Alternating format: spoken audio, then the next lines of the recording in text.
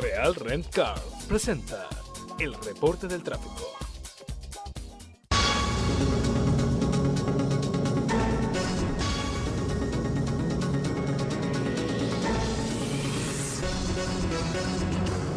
Cristóbal Ayala está en la Troncal del Norte. Hoy en la mañana, ¿no? Se habilitó ya el paso sobre la carretera Troncal del Norte.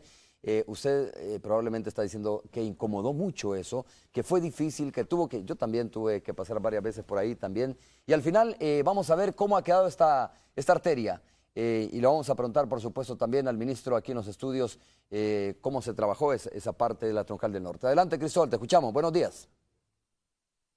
Gracias, Romeo, y amigos televidentes, buenos días. Para usted, como toda una buena noticia para los habitantes de Apopa y usuarios de la Troncal del Norte, esto es lo que a continuación, mire usted, se está viviendo en la Troncal del Norte. Ya lo está observando, pues autoridades del Fovial precisamente ya han habilitado el paso vehicular por la zona. Para conocer un poco más acerca de esa situación, pues vamos a hablar en directo con el director ejecutivo del Fovial, el señor Eliud Ayala, para que nos cuente precisamente cómo fue esta situación que de alguna manera pues ha venido a subsanar tanta problemática en cuanto a la hora de llegada a sus diferentes destinos de los habitantes de Apopa. Director, en vivo para Noticiero Hechos, cuéntenos, ya pues formalmente habilitada la Troncal del Norte. Sí, a partir de este día ya hemos llegado a una fase constructiva sumamente importante del proyecto y a partir de este día estamos habilitando el tramo de 2 carriles de avenida norte-sur, con lo cual el uso del 100% de los 4 carriles en la Troncal del Norte a partir de este día es efectivo.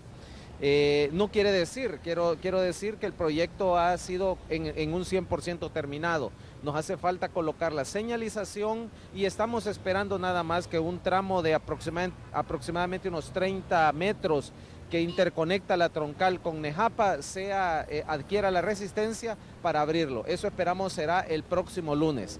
Pero lo importante acá es decir que cualquier persona que quiera ir hacia el norte de San Salvador o venga del norte de El Salvador hacia San Salvador, ahora, a partir de este día, ya lo puede hacer de manera normal, utilizando los cuatro carriles ida y venida de la Troncal del Norte en el tramo de Apopa. Por lo menos, ¿para cuánto tiempo tenemos carretera, director?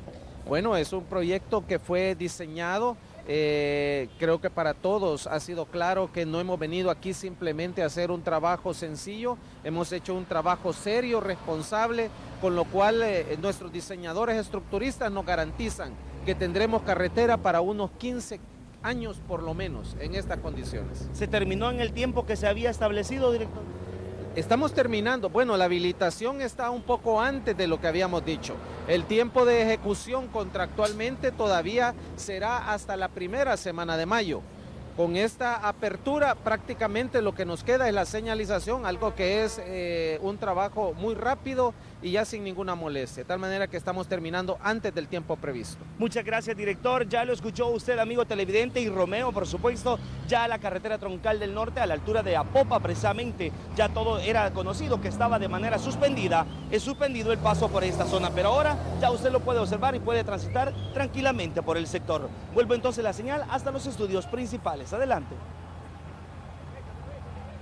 Real Rent Car presentó el reporte del tráfico.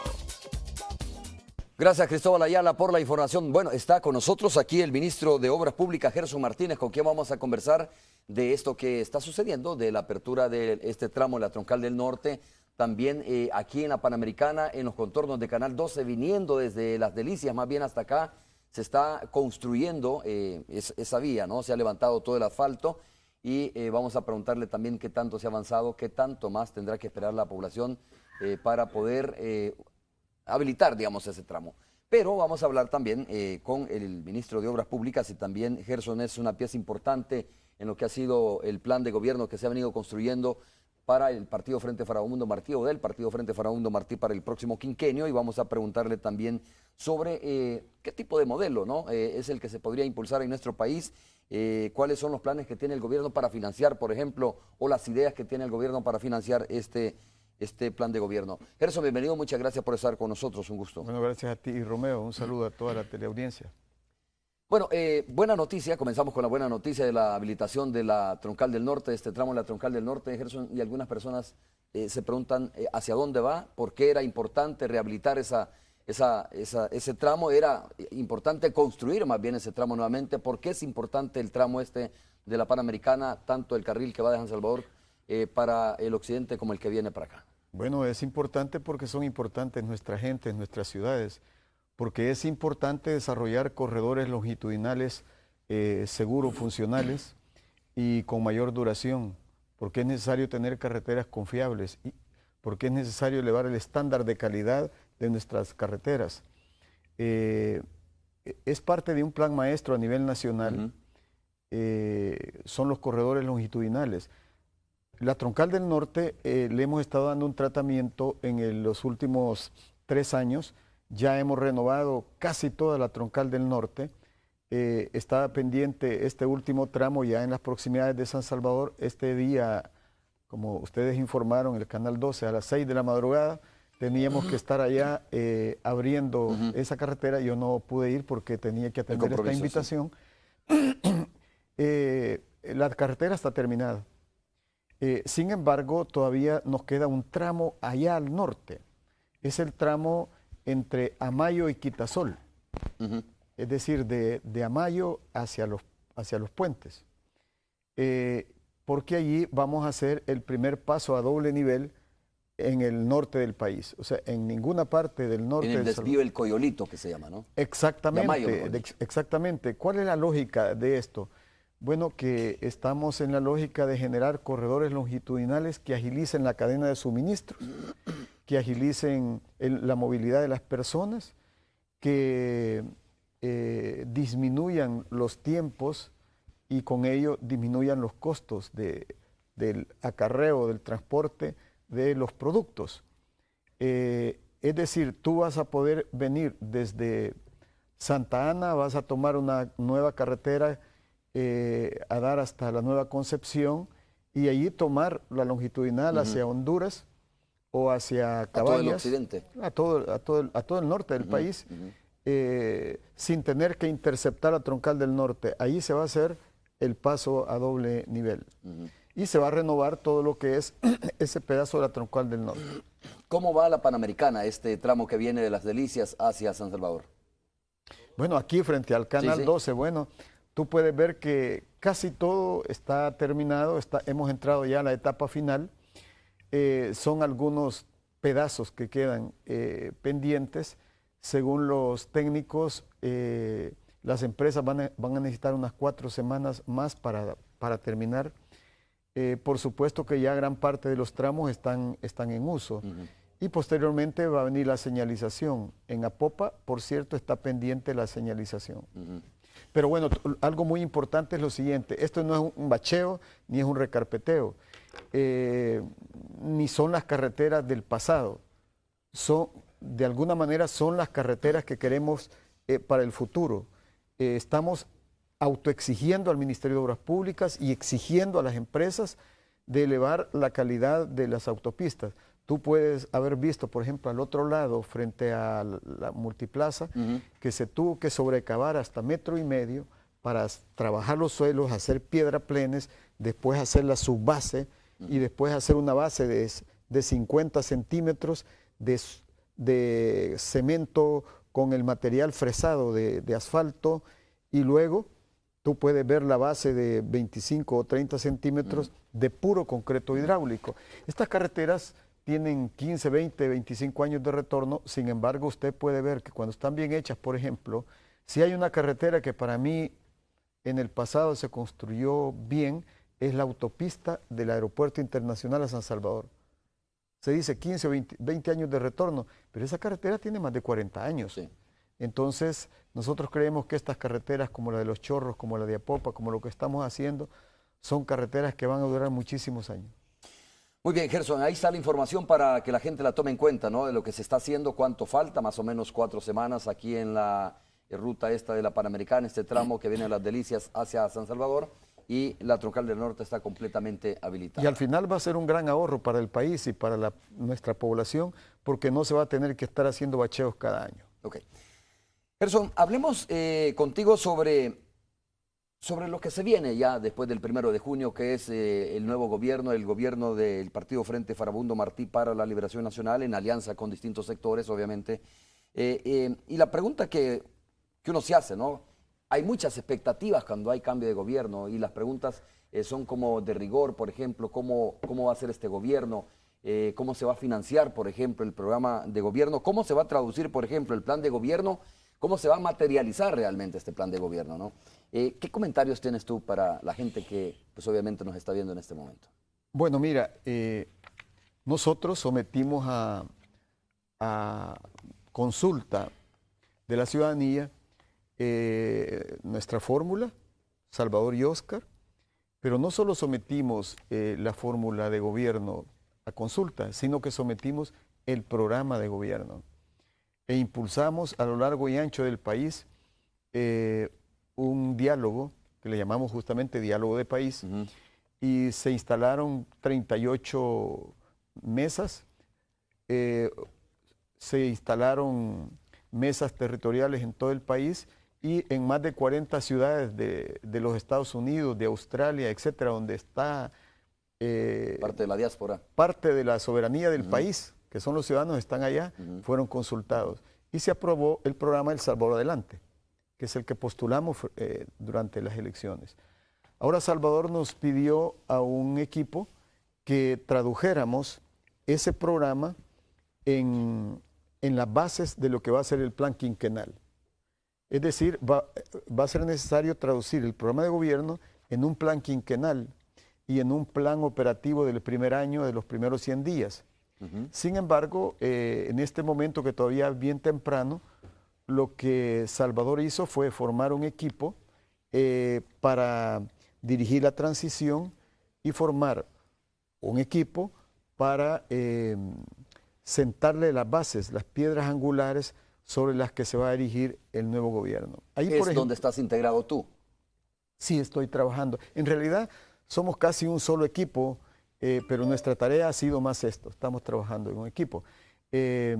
Allí, por ejemplo, se han precisado los objetivos, las prioridades que estableció nuestra población en la consulta, que las 3 primeras prioridades son empleo, seguridad, educación.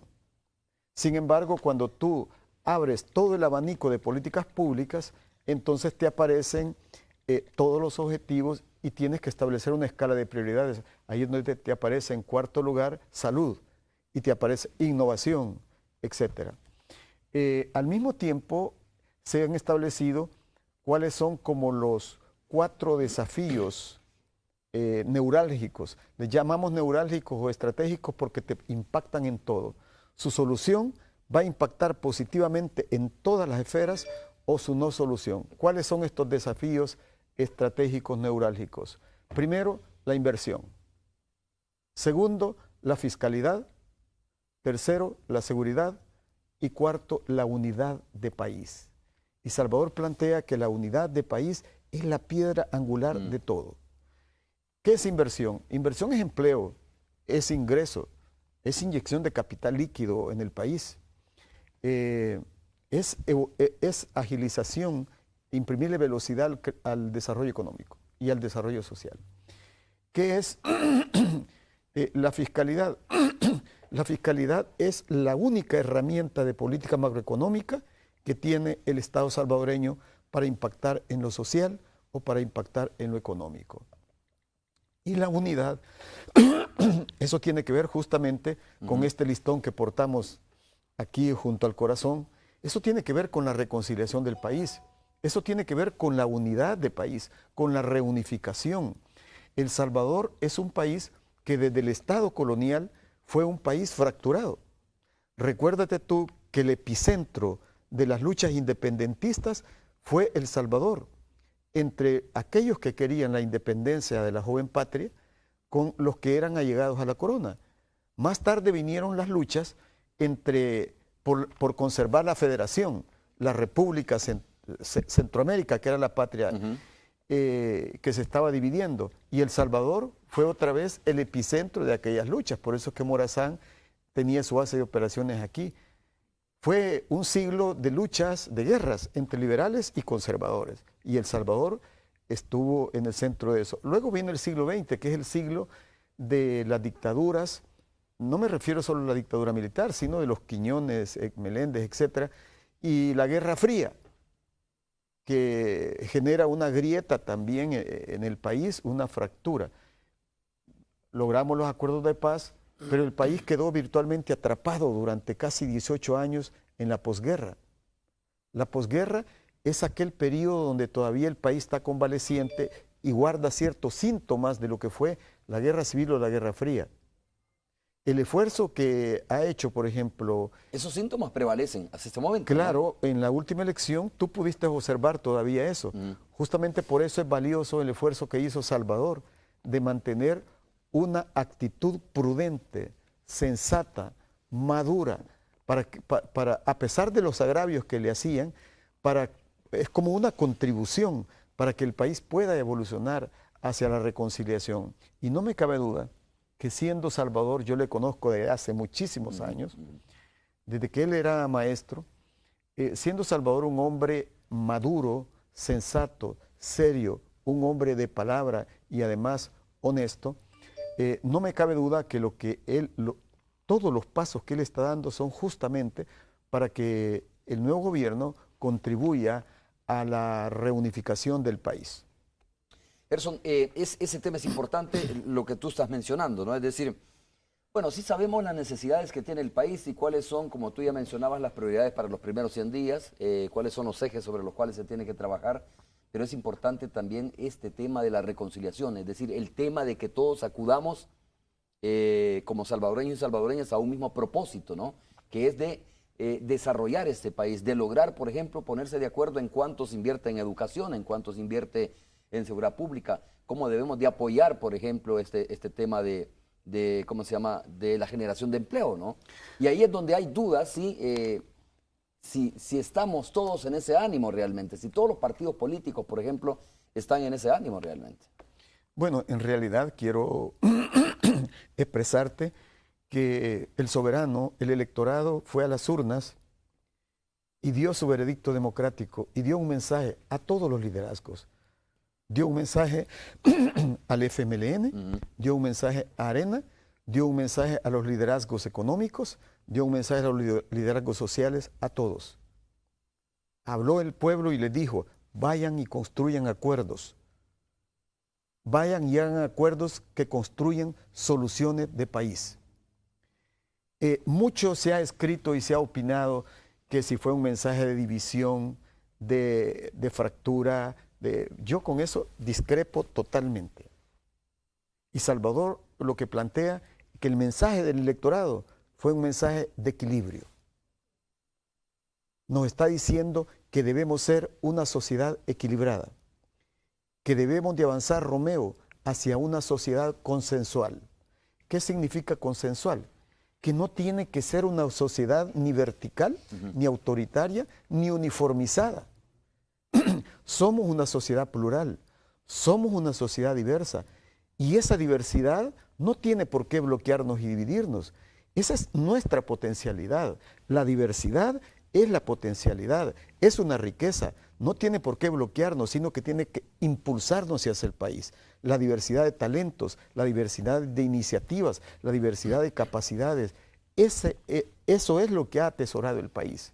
Gerson, algunos creen que por este tema de la proximidad de las elecciones, ¿no?, del 2015, lo que podría ser una especie de luna de miel, un espacio para el diálogo, para el debate, para la concertación, va a terminar más rápido de lo que esperamos los salvadoreños y salvadoreñas. Es decir, que los principales partidos políticos van a comenzar a alar la pita más rápido, ¿no?, de lo que debería suceder, y entonces no va a quedar espacio para eso. Mira, después de tener toda una historia de fractura, de confrontación, etcétera, uno entiende, es natural que haya pesimismo, pero te quiero decir, tenemos una convicción. El escepticismo no es una fuerza que nos dé potencialidad hacia el futuro. El pesimismo, el negativismo que escuchamos muchas veces, es un síndrome del subdesarrollo. Es algo que nos tira hacia el pasado. El optimismo, esa fe, esa voluntad férrea de avanzar hacia el futuro, esa es la potencialidad. Y eso es lo que entraña el nuevo gobierno. ¿Por dónde hay que empezar? Bueno, probablemente en la parte teleológica, es decir, ¿cuál es el fin? ¿Qué tipo de sociedad queremos ser?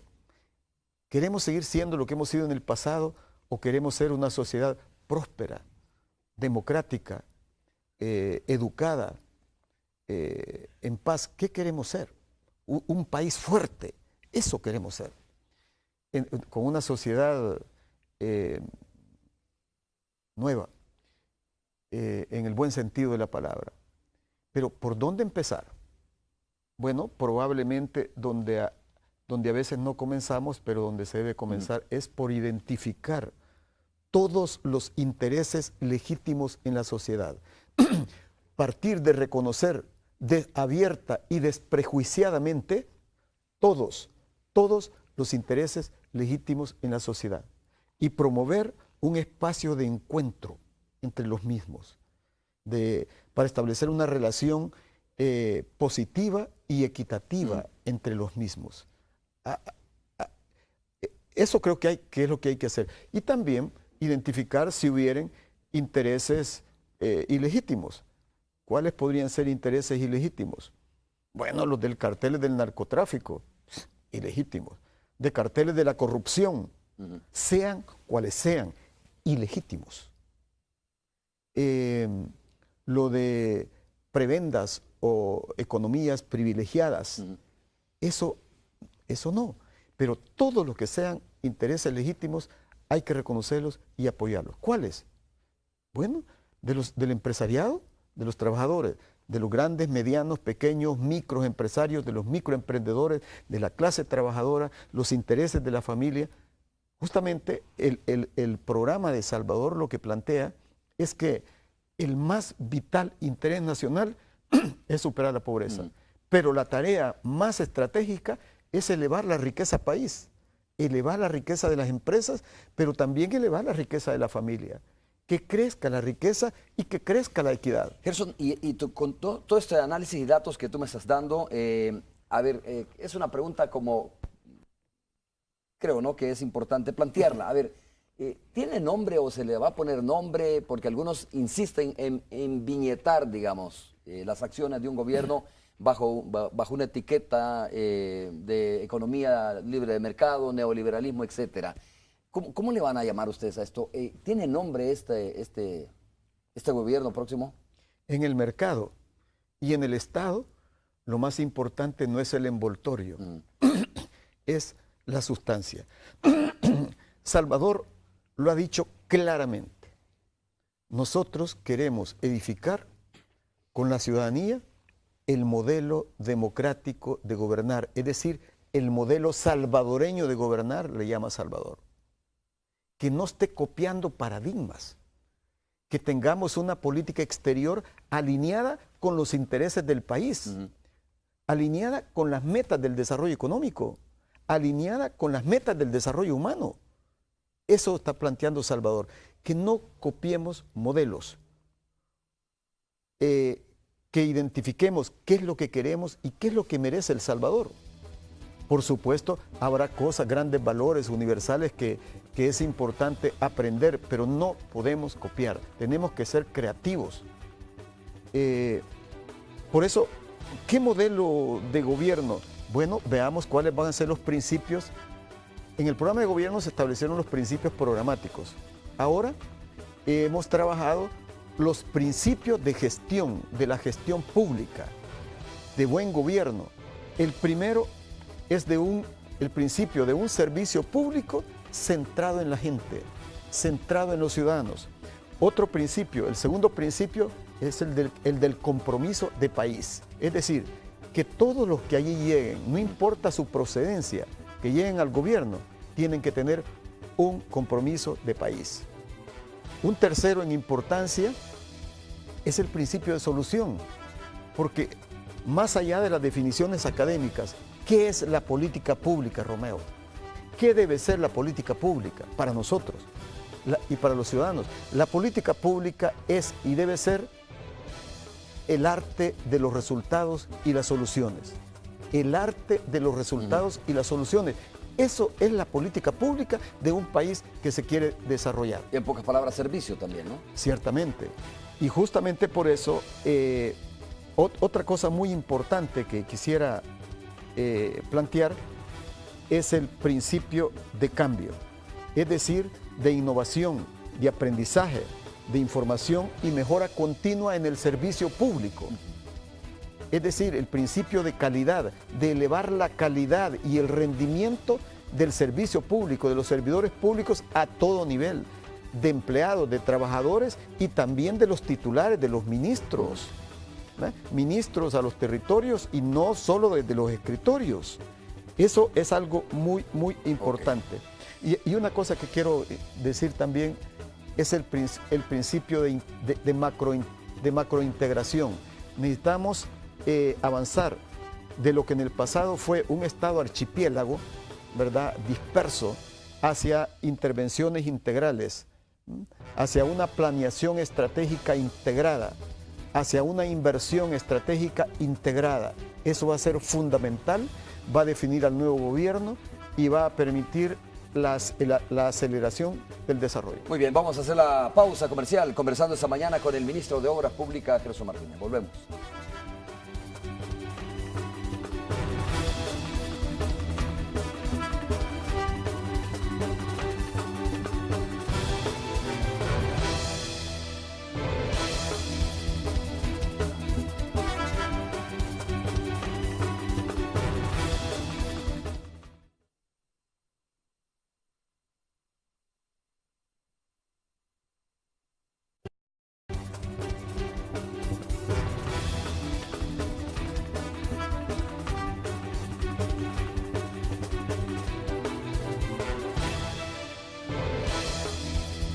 Muy bien, Gerson, estamos hablando sobre estos principios que son básicos, ¿no? Y uno de ellos, entiendo yo, que tú lo estabas planteando, es el principio también la austeridad. Me hablabas un poco que se tiene que trabajar en esa línea, ¿no? De un gobierno austero.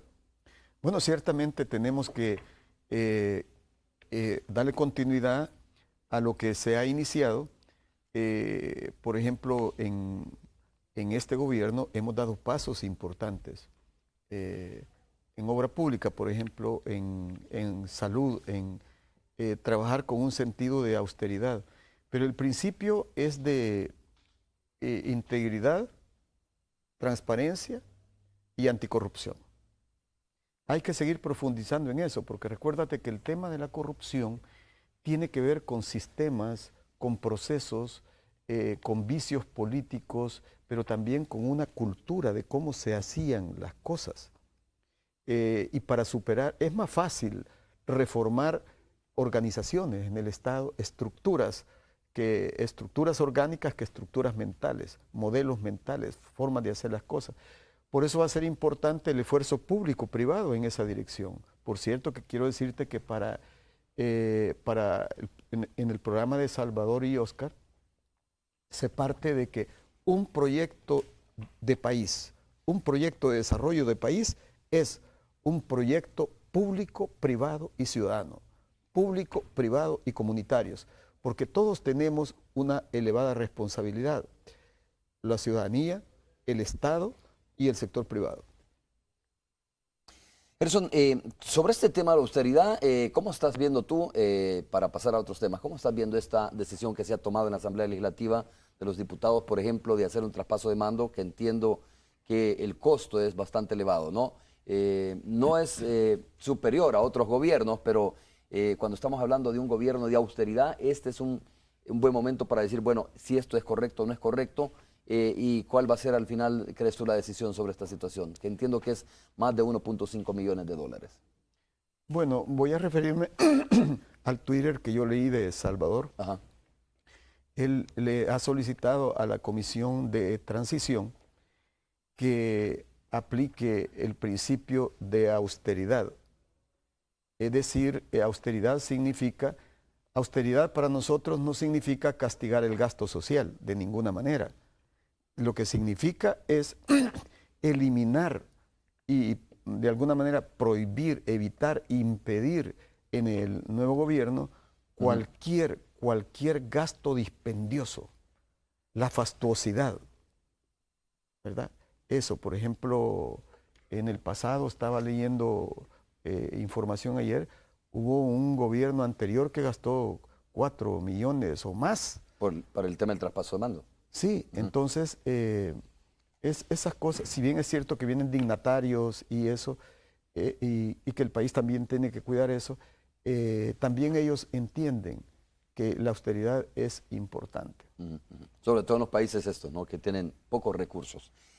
A ver, hablemos, si es posible hablar de esto, Gerson, de los primeros 100 días, porque ahí es donde de alguna manera se marca la ruta que va a tener un gobierno, ¿no? En pocos países latinoamericanos existe esa costumbre, decíamos, y entre esos países está, por supuesto, El Salvador, de hacer una primera evaluación en los 100 días de gobierno. Así es que creo que es importante que nos comentes un poco cuáles podrían ser las primeras acciones. Entiendo que todavía se está trabajando ese documento, pero ¿cuáles podrían ser o por dónde deberían de ir, según tú, las primeras acciones de cara a estos primeros 100 días del gobierno del presidente Salvador Sánchez Serén? Bueno, todavía esa parte no se ha precisado. Sí hay elementos en el programa de gobierno. Ya te voy a mencionar, por ejemplo, uno. Pero Salvador ha comenzado ya a informar al país, así de acupuntura, algunos de sus nombramientos. Salvador es un hombre que piensa mucho las decisiones que hace y las consulta mucho. Nos ha anunciado, por ejemplo, que como para él el tema del diálogo, de la reconciliación, de la unificación del país es importante, es el primer anuncio que él hace, que ha nombrado a Hato Hasbún, que tiene mucha experiencia en eso y tiene credibilidad en ese aspecto, Hato. Lo ha nombrado como su secretario para ese tema. Y también anunció, esta vez que él vio al presidente de Guatemala, anunció que él va a nombrar en la Cancillería nuevamente a Hugo Martínez. Fuera de eso, él no ha hecho ningún otro anuncio oficial, pero es probable que este día él haga anuncio. Es al presidente electo a quien le corresponde hacer los anuncios.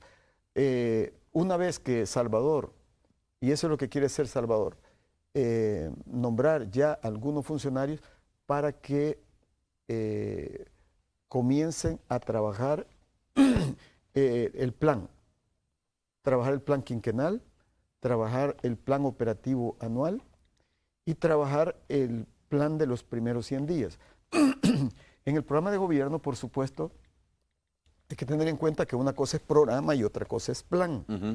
El plan es cuando tú tienes ya medidas operativas, metas, indicadores precisos, etc. Pero, por ejemplo, se plantea en el programa una medida sugerida por la ciudadanía y es el de fortalecer la institucionalidad de la participación ciudadana. Por ejemplo, ya existen algunas cosas. Si tú vas a hacer un proyecto, por ejemplo, que puede afectar a una comunidad, ya la ley te obliga a la participación ciudadana, a escuchar a los ciudadanos. Justamente el programa plantea poner en marcha, consultar y poner en marcha en los primeros 100 días una ley de participación ciudadana en el marco de la Constitución de la República. Y ahí se plantea este tema de, por ejemplo, la consulta y los referéndum. Eso no está ahí, porque eso no es de ley. Eso requiere una reforma constitucional. Y Salvador ha planteado que en este periodo él no tiene a la vista eso, pero sí como promover espacios de participación. En este gobierno del presidente Funes se hizo una primera experiencia interesante, es lo del Consejo Económico Social. Salvador cree que hay que estudiar bien las lecciones obtenidas de esa experiencia y muy probablemente se va a promover un espacio, probablemente no sea exactamente igual, ¿verdad? Un espacio que sea efectivo, que genere resultados. Ok. Gerson, ¿cómo va a ser este gobierno para financiar todo este programas, ¿no? Todas estas necesidades que tiene en este momento. Estaba leyendo hoy en la mañana que tanto Medardo González y José Luis Merino, que son uno de los dos principales dirigentes del FMLN, decían, miren, que el próximo gobierno no debería de endeudarse. Y estamos hablando de un país donde el déficit alcanza más o menos los 900 millones de dólares y donde el crecimiento económico de este país no alcanza ni el 2%. Entonces uno dice, si la meta no es, si el objetivo no es endeudarse o no es el único camino, ¿cuál otro camino? ¿Qué más caminos le quedan a este país para financiarse, para traer plata y poder impulsar todos estos proyectos que se pretende hacer? Sí, no sé, probablemente no dice exactamente eso el Twitter, pero quiero explicarte un poco lo que hemos hablado con Medardo, que es nuestro secretario general, y con la Comisión Política y lo que plantea el programa de gobierno.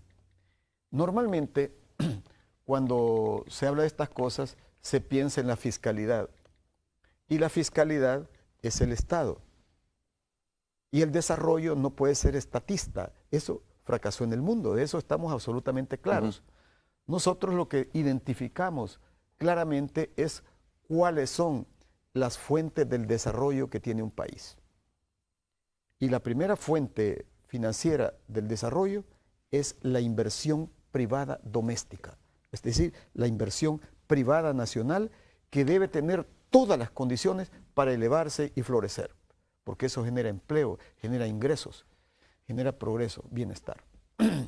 Eso es lo primero, la inversión privada doméstica. La segunda fuente del desarrollo es la inversión extranjera directa, que hay que incentivarla, hay que atraerla para desarrollar el país y generar empleo. Y la tercera, por supuesto, es la fiscalidad. Y en la fiscalidad está el tema de los ingresos, de la política del gasto, pero también la política de ahorro público. ¿Por qué? Porque en una economía sana y un Estado sano, debe tener una política de ahorro público. ¿Y qué incidencia tiene eso? ¿Qué tan fuerte es la incidencia que tiene el ahorro público? Altísima, te explico. Lo que sucede es que en El Salvador, creo que en los últimos 40, 50 años, no hubo política de ahorro público. La inversión que el Estado tiene que hacer, ¿de dónde viene? Del ahorro público. Y el ahorro público es la principal fuente de la inversión. Y el endeudamiento externo es una forma de allegar ahorro externo a través de préstamos. Eso, dice la ciencia económica, debe ser complementario. Pero lo que pasó es que en el pasado nos metieron en una trampa estructural donde la inversión del Estado viene prácticamente del endeudamiento externo. El Salvador tiene que salir de ahí. Salir de allí no es fácil, es un fenómeno que tiene 50, 60 años, no es fácil sacarlo en los primeros 2 años, pero de lo que sí estamos claros es que hay que iniciar una política de ahorro público. Ahorro público no significa castigar el empleo. Ahorro público ni hacer recortes que castiguen el gasto social. Es disciplinar en el buen sentido a la burocracia para que se genere ahorro público y que haya planeación, una planeación estratégica de mediano horizonte financiero fiscal, para que se vayan estableciendo gradualmente los flujos anualizados de ahorro público que tú vas a ir haciendo en los próximos 20 años, para que la inversión descanse en la estructura presupuestaria, en el ahorro interno y complementariamente en el apalancamiento externo. Entonces nosotros, como FMLN, asumimos el apalancamiento externo como una palanca estratégico complementaria. Entonces es en esa dirección que hay que buscar una solución. Yo creo que aquí debe haber un diálogo, justamente en eso está pensando Salvador, con todos los liderazgos del país, sociales y los liderazgos económicos a todo nivel, para ver qué tipo de país, cuáles son las metas que vamos a tener. En educación, por ejemplo, el plan 2025 o 2030, ¿cuál es la meta al 2015, al 2018, al 2021, etcétera? y establecer cuáles van a ser los flujos anualizados de inversión en educación, en salud. Por supuesto, estamos hablando no de una planificación rígida, ni centralista, ni normativista, sino de una planificación estratégico indicativa y flexible. Ok. Gerson, vamos a hacer de nuevo una pausa comercial. Regresamos en breve. Cuando regresemos, por supuesto, más adelante vamos a ir con la Radio 109 también. Volvemos.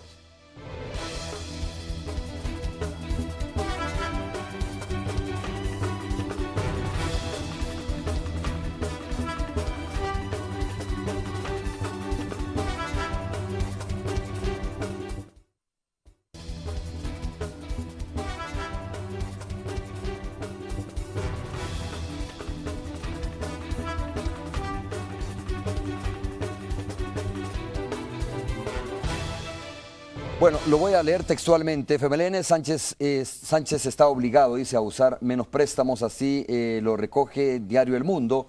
A propósito del tema que dejamos pendientes, ¿no? Gerson dice, José Luis Merino cree que Sánchez Serén no debería de prestar dinero, pero advierte que se enfrentará a realidades, recurrir o no a los préstamos internacionales. Dice el periódico, para financiar algunos proyectos ha comenzado a convertirse en un dilema para el partido Frente Farabundo Martí.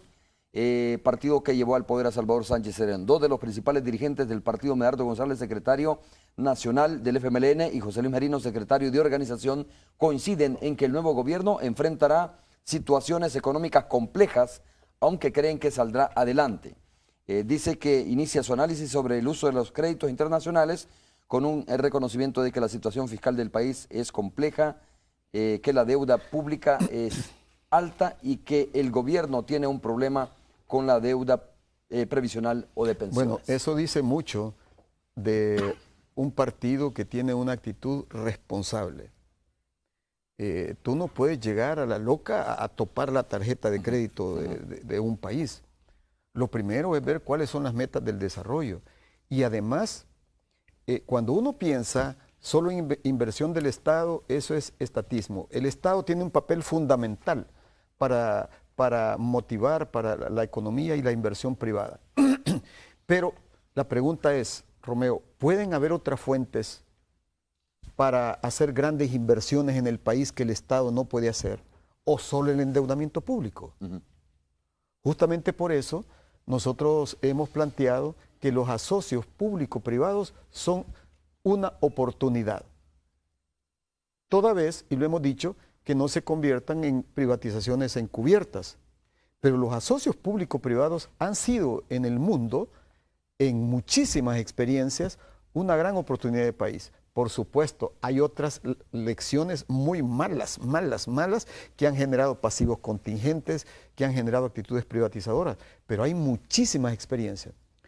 Te voy a poner un ejemplo. Si tú quieres construir una infraestructura estratégica bien grande, y eso requiere ponerle, vamos a ver, la ampliación del aeropuerto internacional, para no ir muy lejos, que va a ser un desafío del gobierno de Salvador. Tú, además de que se ha iniciado la modernización con una inyección de 50 millones de dólares, tú decís, pero nosotros necesitamos reconquistar el liderazgo aeroportuario en esta zona. Entonces, eso requiere una inversión entre 300 y 400 millones. La pregunta es, ¿cuándo el presupuesto del Estado va a tener 400 millones? ¿Vamos a desviar la inversión en salud para ampliar el aeropuerto? ¿O vamos a esperar 80 años a tener los 400 millones? El futuro no puede esperar. Entonces, los asocios público-privados son importantes en ese sentido. Son la oportunidad. Pueden ser una manera de adelantar el futuro. Los asocios público-privados pueden ser una manera de aproximar el futuro. En el buen sentido de la palabra, es una manera de rentabilizar socialmente, rentabilizar como país dinero privado extranjero, por ejemplo. Entonces, esos son los asocios público-privados. Y por eso era importante, quiero decirte algo, para ser un asocio público-privado, en el buen sentido no hacía falta una ley. Ya el sistema jurídico salvadoreño lo permitía. Empresas mixtas, socios público-privados. Sin embargo, para dar certidumbre jurídica a los inversores y para darle coherencia a la institucionalidad, esa ley es importante. Y por eso Salvador ha pedido que se hagan las reformas que se requieren para que esa ley cumpla con los estándares internacionales y se adecúe a los intereses del país. Gerson, ¿será necesario dentro de este marco reformas fiscales? Indispensables, imprescindibles. Como por ejemplo.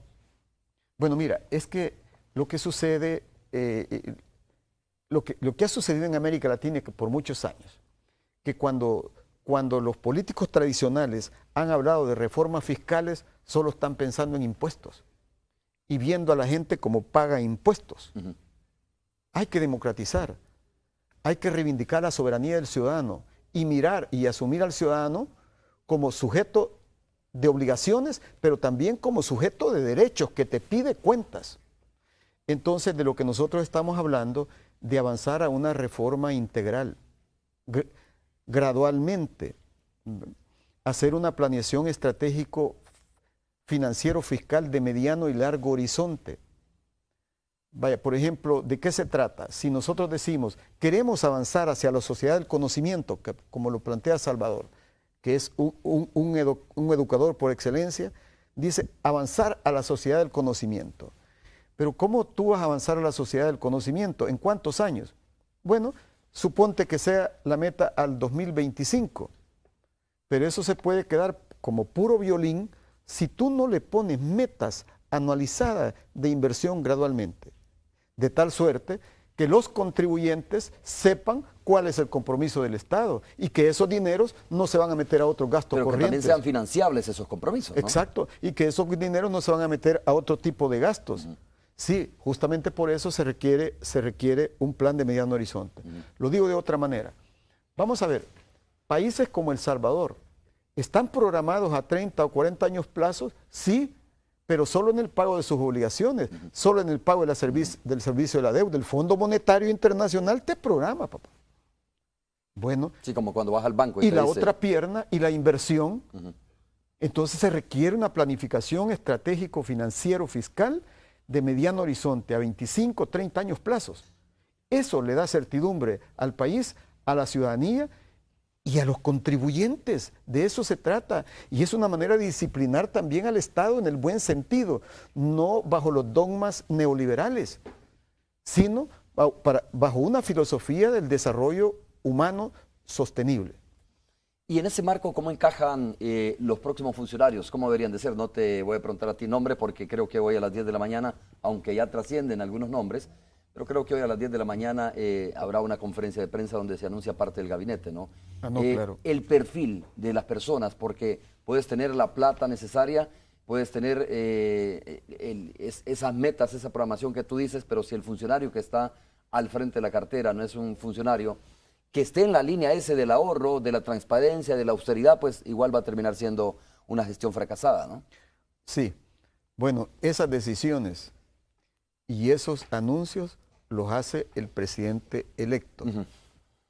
Y nosotros esperamos a que él haga esos anuncios. Este día el presidente electo informará al país, va a dar informaciones importantes al país, creo que a las 10 de la mañana. Pero bueno, la base, los criterios que hemos discutido, quiero decirle que Salvador no es un hombre improvisado. Tiene una base de criterios. La primera es cuáles son las vertientes, él ya lo planteó, cuáles son las fuentes, las vertientes de donde va a extraer a los servidores públicos que va a nombrar. La primera dice, es el partido por el que votó la población, uh-huh, pero no la única, uh-huh, porque nosotros queremos terminar para siempre con el concepto patrimonialista del Estado, que es un viejo concepto. Segundo, los aliados que trabajaron y lucharon por la profundización del cambio. Tercero, los hermanos en el exterior, los salvadoreños en el exterior. Pero también Salvador ha planteado que es posible que pudiera haber miembros del nuevo gobierno que no necesariamente sean orgánicos del FMLN, uh-huh, ni orgánicos de los aliados, uh-huh, tal vez ni siquiera de izquierda, pero que sean gente comprometida con el país y que sea gente honrada, ¿verdad? De eso se trata, de romper las lógicas sectarias que han imperado en los gobiernos en el pasado, de ese concepto patrimonialista, y que se rodeaban de grupos de interés, de argollas privilegiadas. Eso tiene que ser terminar de ser desintegrado. Esa es la calidad del cambio. Pero cuando hablamos de perfiles, unos son los perfiles individuales, que Salvador los ha definido claramente, y otras son las cualidades que debe tener el equipo de gobierno. Y sobre eso te voy a decir algunas. Primero, el equipo de gobierno tiene que tener una visión común del desarrollo del país y de la construcción democrática. Primero, y un compromiso con eso. Segundo, tiene que ser un gabinete representativo y con liderazgo de equipo, integrado, macrointegrador, no feudos.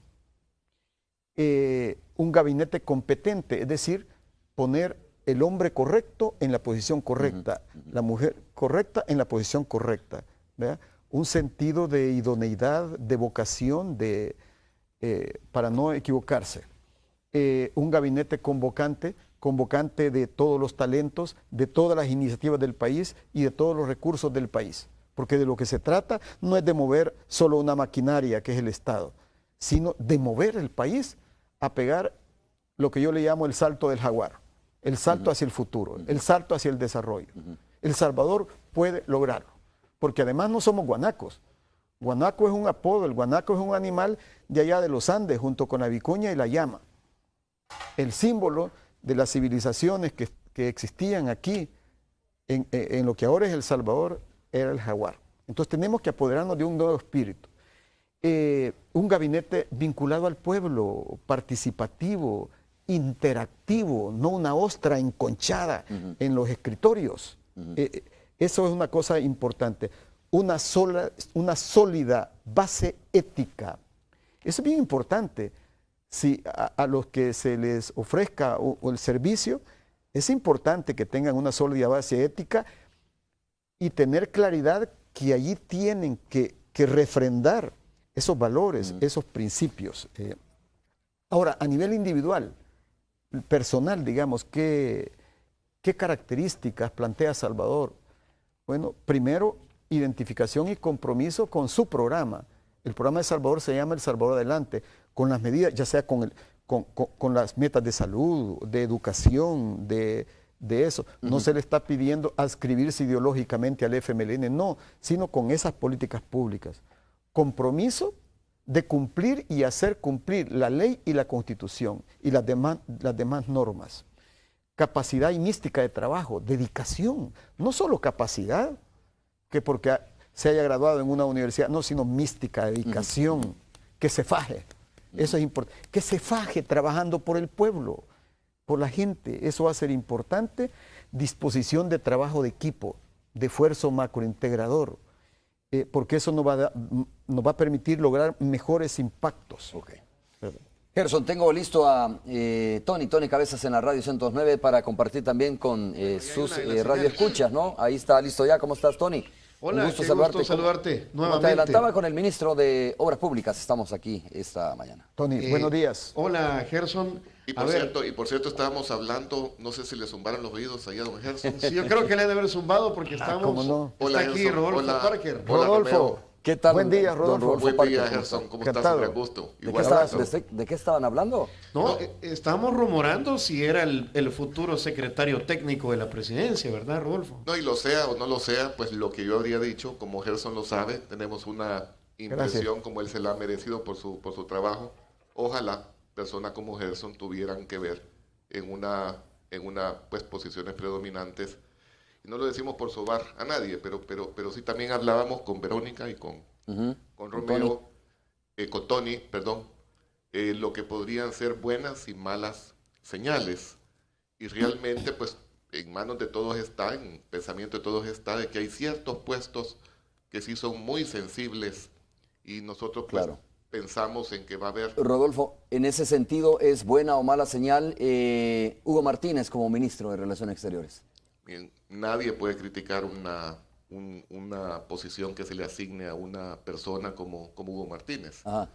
Pero nos referimos más bien a ciertas posiciones de orden técnico, como decir superintendencias, cosas que tienen que ver con prácticas técnicas que nunca deben de estar, y me refiero a cualquier partido político, porque estuviese en el poder, que nunca deben ser ideologizadas o politizadas. Pero un poquito de eso era lo que estábamos hablando antes de... Lo sensible que es para el capital extranjero, por ejemplo, inversionistas, o para el mismo capital nacional, el hecho de que una persona con conocimientos técnicos esté manejando una de estas al frente de esas instituciones claves, Gerson. Es un poco Gerson? también lo que estamos hablando, ¿no? Por seguro. Sí. Del perfil de las personas. ¿Qué opina Gerson? Muy importante poner el hombre correcto en la posición correcta, decíamos, la mujer correcta en la posición correcta, en el sentido de idoneidad, y que tenga vocación y compromiso de país, y que no se rodee de grupos de interés, que sirva a todos los intereses legítimos que hay en la sociedad. Gerson, ¿es eso posible cuando después de una campaña, un presidente, un candidato adquiere compromisos políticos?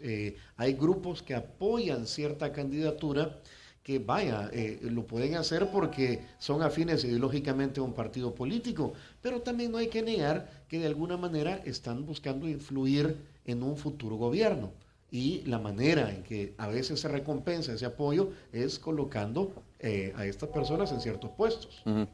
Bueno, mire, eso es legítimo y es democrático, sucede en todas las democracias del mundo.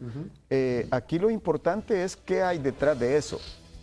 Si lo que hay es un compromiso de representar a los ciudadanos, de representar a los contribuyentes, de representar al electorado, de representar los intereses del país, ese salto hacia el desarrollo y hacia la consolidación democrática que necesitamos, o lo que hay son intereses espurios. Así que Salvador ha planteado claramente que su gobierno estará integrado no solo por miembros del FMLN, también de nuestros aliados, porque el electorado dio un voto importante también a esos aliados. E inclusive Salvador ha planteado la posibilidad de que se incluya salvadoreños con vocación patriótica que no necesariamente hayan estado integrados al FMLN o los aliados, porque los que se trate de presentar un gobierno de país. Tony, muchas gracias. Saludos para Rodolfo también, que entiendo que el día de ayer ya comenzaron ahí en Santa Ana a mover piezas, ¿no?, para las próximas elecciones. Desde hace unos días atrás, sí, muchos saludos, Romeo y Gerson. Suerte, muchas gracias. Rodolfo. Nosotros hacemos una pausa comercial. Suerte. Vamos a regresar ya para despedir a nuestro invitado de esta mañana.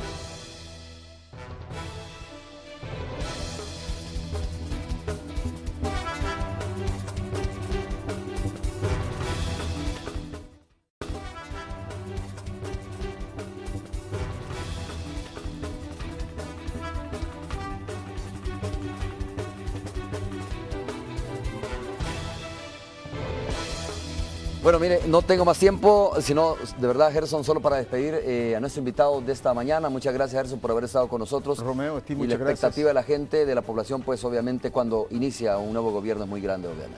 Bueno, muchas gracias y buen día. Bueno, a ustedes también gracias por habernos sintonizado. Nos vemos el día de mañana, 5:30 de la mañana. Es todo. Gracias.